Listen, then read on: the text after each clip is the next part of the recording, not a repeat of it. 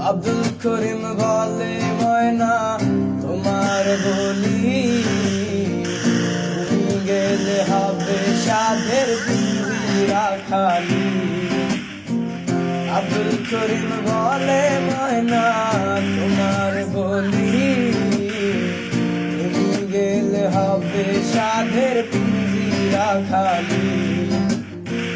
কে শোনাবে মধুর বুলি বলো আমারে, কে শোনাবে মধুর বুলি বলো আমারে।